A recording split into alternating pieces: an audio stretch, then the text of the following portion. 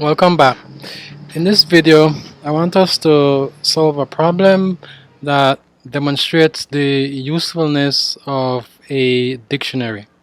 So the problem, let's say that we have a word and we want to get a listing or a count of the letters.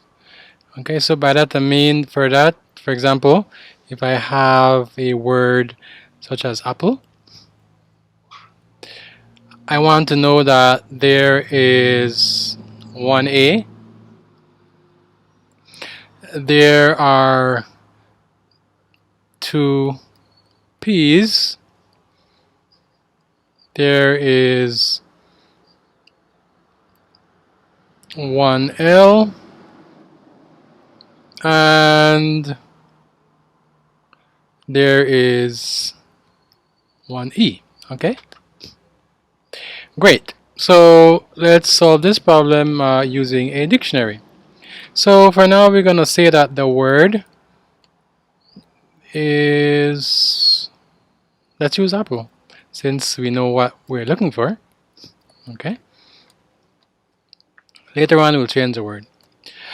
Okay, so what I want to do, I want to iterate over this word, right, letter by letter, and for each of these letters I will need to place them in the dictionary and make the value be the count of that word, of that letter. Okay, so for example, if I put in the A as the key, then initially the count will be 1. And if I see another A, then I should somehow get the count up to 2. Alright, so let's try something simple. Let's see if we can iterate over the word. So for letter in word, let's print word. Okay, so it prints word. Actually I should say print letter. Okay, great. So we get each of the letters. So we are able to go through letter by letter. So let's create a dictionary. So let's call this our histogram. Alright. And so what we want to do is to say that if the letter is not in my dictionary, then I want to put it in there. So I'm going to say histogram letter is 1. Okay, great. Let's save that. Okay, so what happens if the letter is in the dictionary already? Here I'm checking to see if the letter is not in the dictionary. Right? Obviously if it's not, I'm going to put it in. But what happens if it's already in there?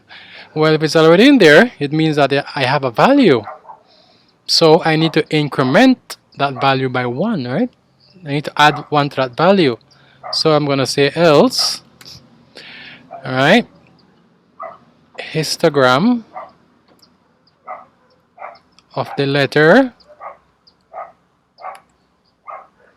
will be histogram of the letter plus 1.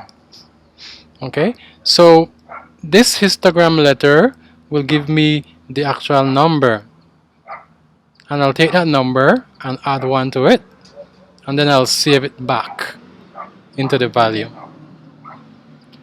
Okay, so what I want to do down here is to simply print the dictionary.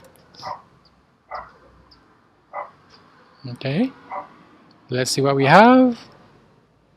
Okay, so we have our dictionary. A has 1, P has 2, L has 1, and E has 1.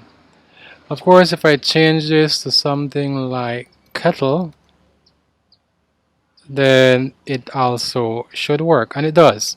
2 T's and 2 E's. Okay. Okay.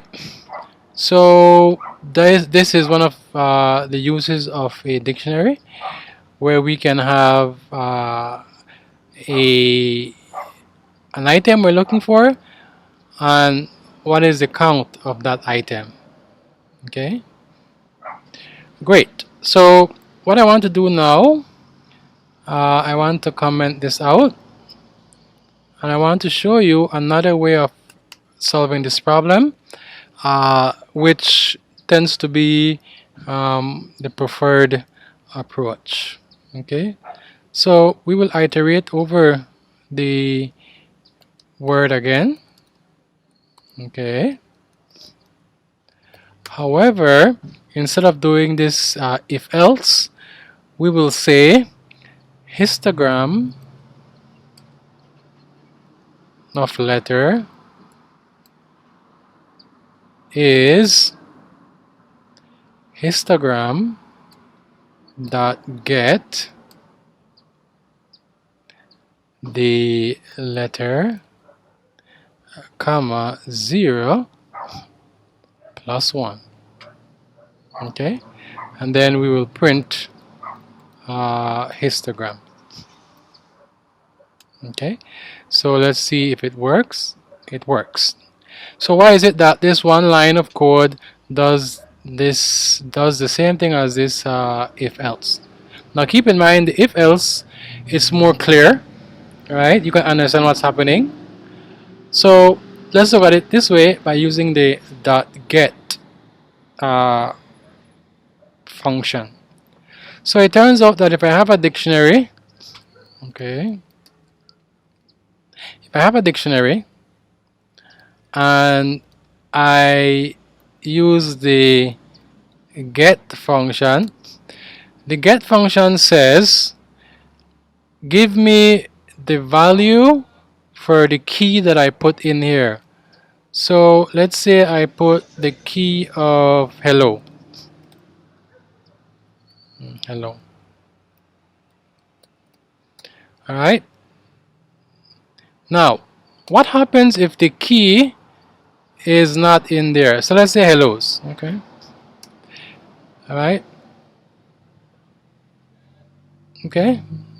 So let me try it. Let me show this to you again. Let's say vocab hellos. Okay.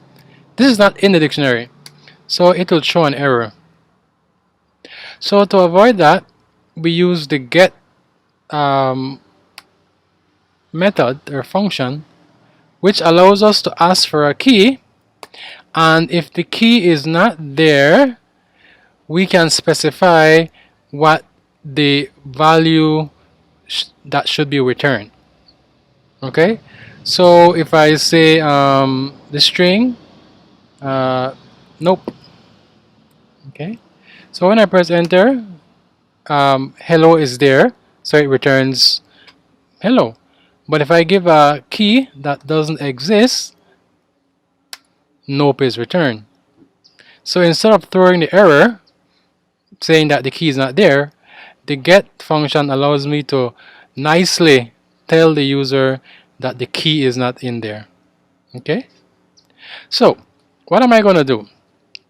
I'm going to ask to get the letter, and if the letter is not in my dictionary as yet, I want to put 0, this 0 plus 1 into the dictionary for that letter. So when I see the first K, it's not in the dictionary, so I will end up making this be 0 plus 1, which is 1. And so now K will have 1. And likewise, I'll do the same for E, and I'll do the same for T. And so when I get to the other T, well then Python will say, is there a T? Yes. And so what is the value of T currently? 1. And so I'll take 1 plus 1, giving me 2. So this is how this line of code actually does this entire if-else functionality. All right. So study it carefully, and you should see that it's exactly the same. Okay. So with that said, this brings us to the end of this video where I tried to show you one typical use of dictionaries. Okay, in the next video I want us to look at dictionaries using Python Tutor so that you can get a better understanding of them. I'll see you in that video.